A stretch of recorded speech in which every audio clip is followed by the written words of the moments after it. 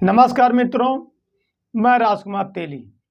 मित्रों, उत्तर प्रदेश से राज्यसभा की 11 सीटों के लिए चुनाव का ऐलान हो गया। संख्या बल के आधार पर बीजेपी को 7 और सपा को 3 सीट मिलना तय है। अब सवाल यह है कि सपा इन सीटों पर अपना उम्मीदवार किसे बनाती है।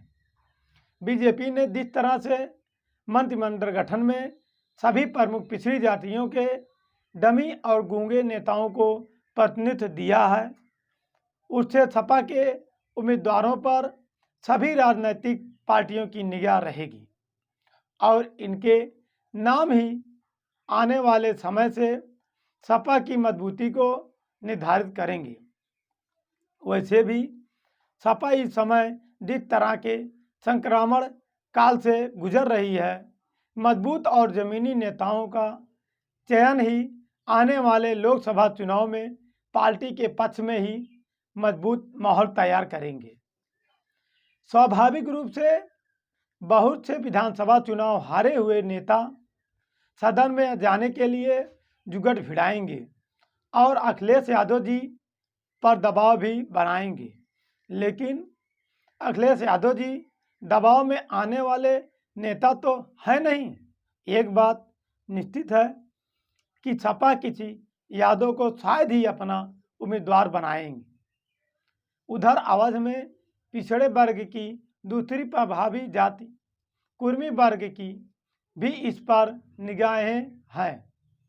पूर्व में रवि वर्मा राज्यसभा में रह भी चुके हैं और बेनी बाबू भी, लेकिन एक बात चुनाव में साफ सामने आई कि कुर्मी मतदाताओं ने अपनी बिरादरी के किसी भी सपा नेता के प्रभाव को नकार कर सिर्फ और सिर्फ अपनी बिरादरी के प्रत्याशी या भाजपा को वोट किया। अवध में लहरपुर से अनिल वर्मा जीते भी, लेकिन उन्हें सबसे कम कुर्मी मत ही मिले। उधर बेनी बाबू के सुपुत्र और महमूदाबाद से नरेंद्र वर्मा चुनाव हार चुके हैं और उन दोनों की उम्मीदवारी का उस जिले के कुर्मी की छोड़िए बल्कि अलग अलग की सीटों पर भी कोई प्रभाव नहीं दिखा। उधर रवि वर्मा की बेटी को एक बार फिर लोकसभा का टिकट मिलना तय है।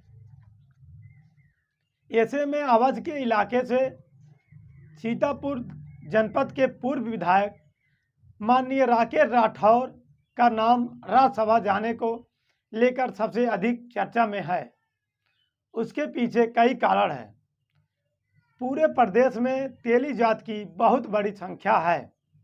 प्रदेश में ये चौथी सबसे बड़ी आबादी वाली जाति है और राकेश राठौर जी उनके सर्वमान्य नेता हैं, जिनका पश्चिम से लेकर पूर्वांचल और बुंदेलखंड तक प्रभाव है और ये जाति सियासी और तौर पर बड़ी महत्वपूर्ण है, जिसको पहचानते हुए ही मुलायम सिंह ने पिछड़ी जातियों में मजबूत पकड़ रखने वाले माननीय राम नारायण साहू जी को राज्यसभा भेजा था।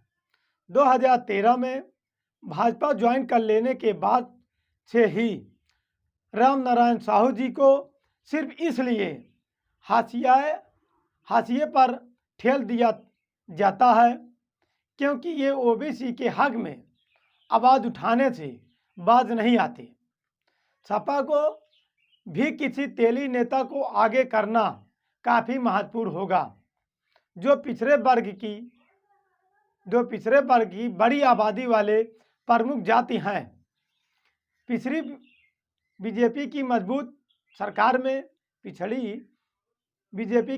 सरकार में वैचारिक आधार पर केंद्र और प्रदेश में प्रचंड बहुमत वाली भाजपा सरकार होने के बाद भी बीजेपी से अलग होने वाले माननीय राकेश राठौर पहले विधायक हैं, लेकिन सपा उन्हें टिकट न दे सकी।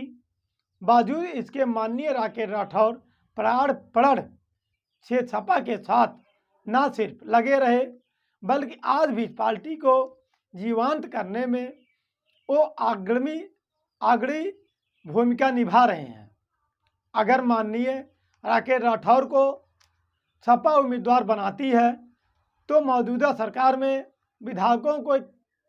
विधायकों के अंतर विरोध का सपा को फायदा होगा और विधायकों को लगेगा कि अगर वो अन्याय और अपमान के विरुद्ध आवाज़ उठाएंगे तो सपा उन्हें सम्मान देगी।